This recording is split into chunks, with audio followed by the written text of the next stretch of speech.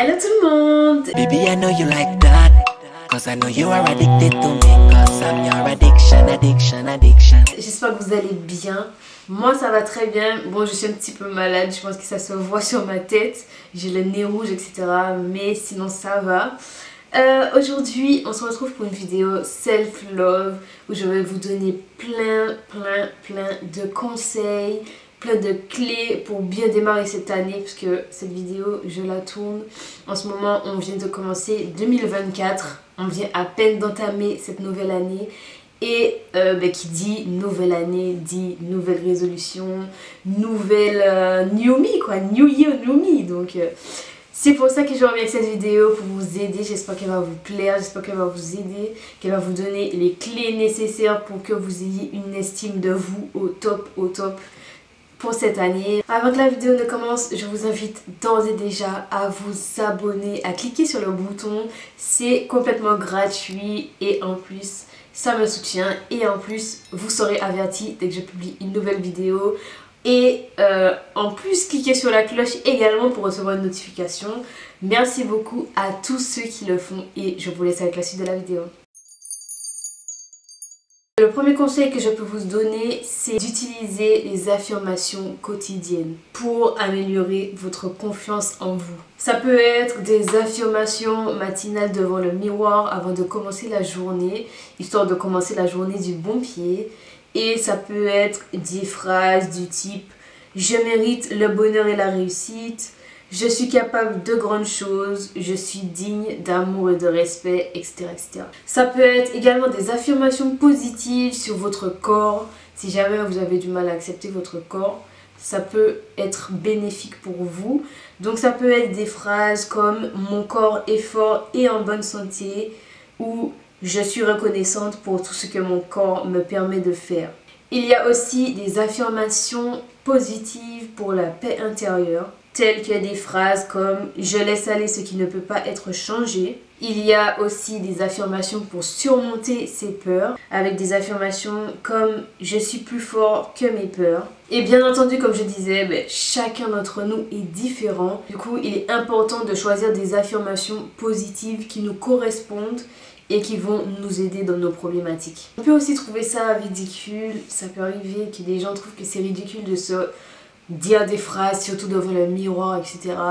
Mais je vous jure que c'est pas du tout ridicule. Ça a vraiment un impact sur notre estime de soi, sur le long terme. Le fait de se répéter ce genre de phrases positives, ça nous ramène du positif. Et faire tout ça intégré dans une routine quotidienne, ces affirmations renforceront votre état d'esprit. Deuxième conseil que je peux vous donner, c'est de tenir un journal de réussite. Un journal de réussite, c'est un endroit où on note quotidiennement les petites victoires de la journée. Ça peut être aussi une gratitude ou encore quelque chose dont on est fier ou encore une pensée positive. C'est pas obligatoire que ce soit quelque chose de grandiose, ça peut être quelque chose de très simple. Même une toute petite victoire, la plus petite victoire compte. Ça peut être le fait d'avoir réussi à accomplir une tâche difficile. Ça peut être le fait d'avoir réussi à surmonter une peur. Ou ça peut être le fait d'avoir réussi à prendre un moment pour se détendre.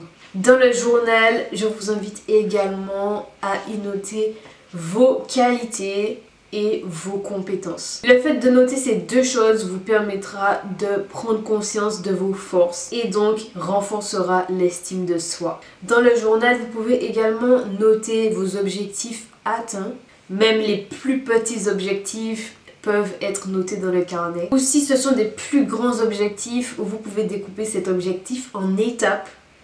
Chaque étape qui vous mène un peu plus près de l'objectif. Et y noter également le sentiment que vous ressentez une fois ces objectifs atteints ou ces étapes atteintes. Dans votre journal de réussite, je vous invite également à y noter vos gratitudes envers vous-même. Donc par exemple, je suis reconnaissante pour ma détermination à atteindre mes objectifs, ou bien je m'apprécie pour ma gentillesse envers les autres. Notez aussi les moments d'autodécouverte, les évolutions que vous constatez sur vous-même ou encore les leçons apprises. Notez-y vos objectifs futurs, visualisez en continu ces réussites pour rester motivé et croyez en votre potentiel. Notez également vos moments de fierté, les moments où vous avez été fier de vous. Si vous en avez envie, je vous invite à écrire en commentaire une réussite que vous avez envie de partager afin de créer un espace sain et positif pour l'estime de soi et aussi pour inspirer les autres qui vous liront. Troisième conseil, on en a un petit peu déjà parlé dans la catégorie journal de réussite, mais c'est le fait de créer des objectifs à court et long terme. Donc vos objectifs doivent être réalisables, donc ils doivent être SMART. En fait SMART c'est un acronyme qui veut dire spécifique, mesurable, atteignable, réaliste, temporellement défini. Donc c'est important que vos objectifs soient SMART afin de ne pas être frustré au cas où vous n'arrivez pas à atteindre cet objectif. Je vais vous donner un exemple pour que vous puissiez mieux comprendre. Par exemple, au lieu de dire je veux être en meilleure forme, il faudrait reformuler cet objectif pour qu'il soit SMART et dire je veux faire 30 minutes d'exercice 3 fois par semaine pendant un mois. Et du coup vos objectifs ça peut être le fait d'apprendre une nouvelle compétence, le fait de lire un nouveau livre ou de faire plus de sport, etc. Ça peut être des objectifs de bien-être mental comme le fait de faire de la méditation. Ça peut être des objectifs relationnels comme le fait d'avoir envie de passer plus de temps avec ses proches. Ça peut être un objectif professionnel comme le fait de voir une augmentation. Ça peut être un objectif de gratitude comme le fait de vouloir tenir un journal de réussite, donc du coup ce que je viens d'expliquer juste avant. Ou encore ça peut être un objectif de santé comme le fait de vouloir faire plus de sport ou de vouloir boire plus d'eau, etc., etc. Bien entendu, il faut appliquer des objectifs qui sont adaptés à vous, à vos besoins professionnels et à votre évolution. Et bien sûr, à chaque fois que vous réussissez à atteindre un objectif, célébrez-le, c'est très important. Faites-vous plaisir à ce moment-là. Même si c'est un tout petit objectif que vous avez réussi, c'est pas grave, c'est quand même un objectif atteint, donc célébrez-le et faites-vous plaisir. Et si c'est un gros objectif, mais que vous avez réussi à atteindre une étape dans ce gros objectif, eh bien, célébrez-le aussi, c'est une réussite également. Quatrième conseil, il est important de s'entourer de positivité. 2024, qui dit 2024 dit positivité. La toxicité, on n'en veut plus. Donc pour ça, c'est très compliqué, je sais, mais il faut évaluer vos relations actuelles. Demandez-vous, est-ce que les personnes qui vous entourent là toute l'année, est-ce que ces personnes-là vous apportent du positif dans vos vies? Sinon, vous savez très bien ce que je vais vous dire, débarrassez-vous de ces gens-là. Il est très important de se détacher des relations toxiques parce que ces relations-là peuvent avoir un impact très très négatif sur votre estime de vous. Entourez-vous uniquement des personnes qui vous soutiennent dans vos objectifs personnels.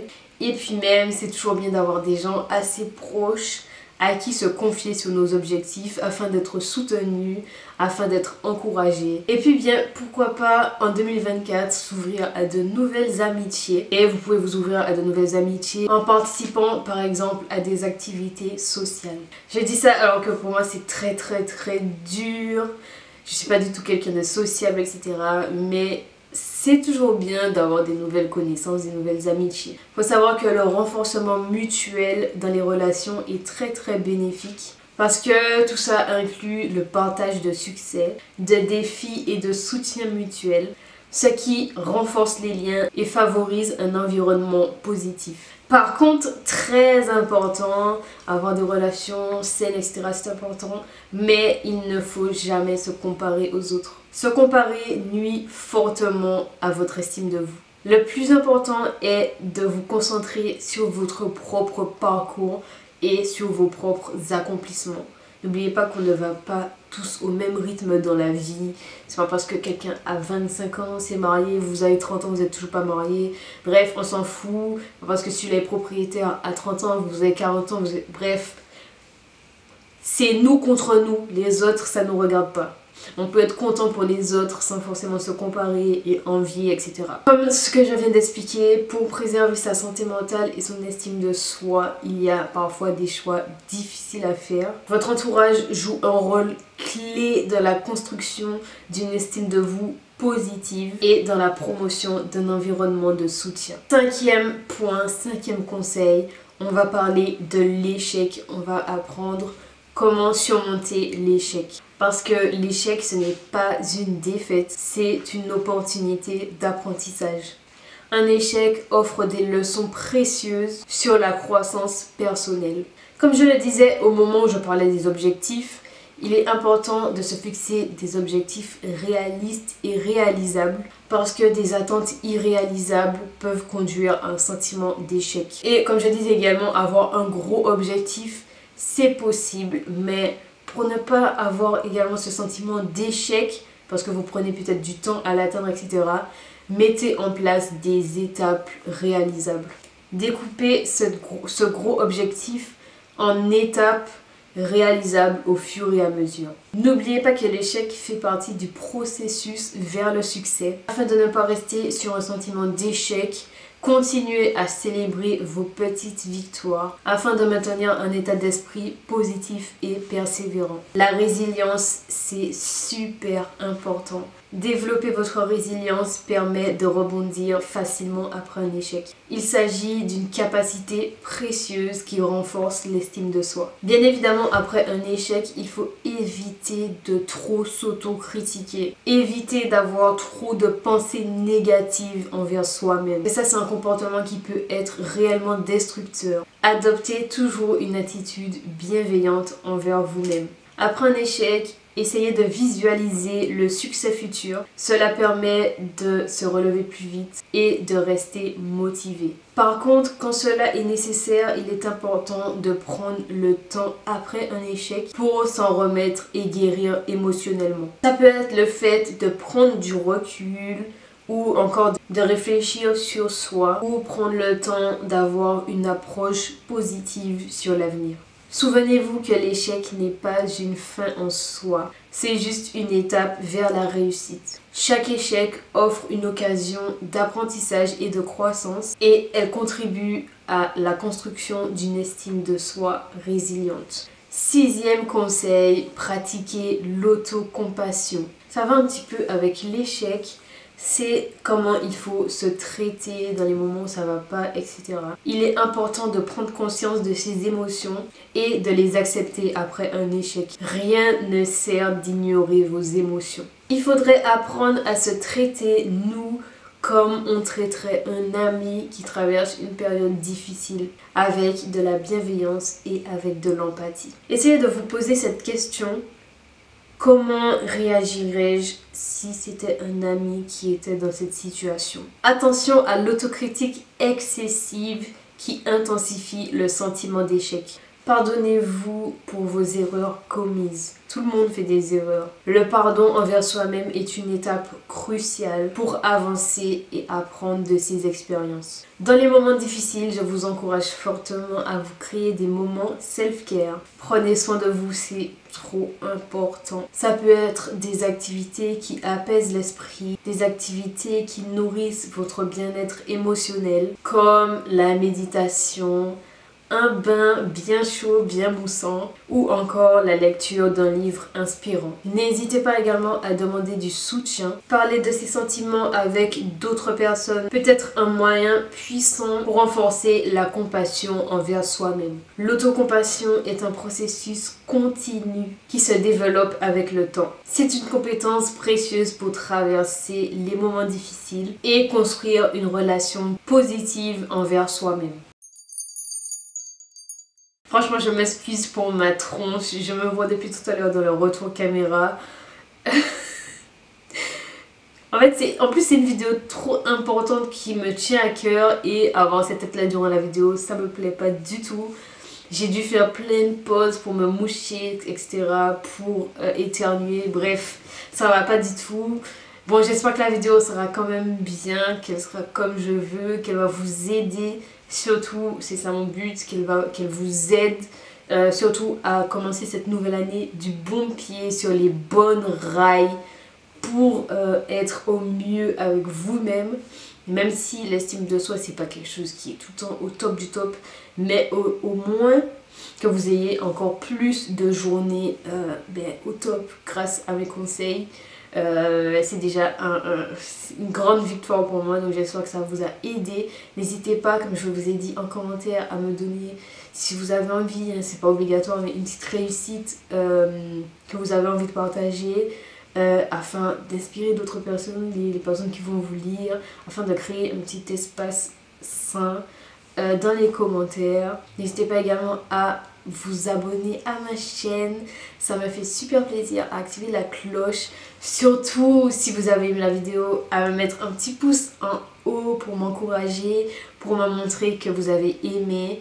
Merci beaucoup. J'ai également ouvert un compte Tipeee si vous avez envie de me soutenir là-bas, c'est avec grand plaisir. Merci beaucoup, merci à ceux qui sont déjà abonnés.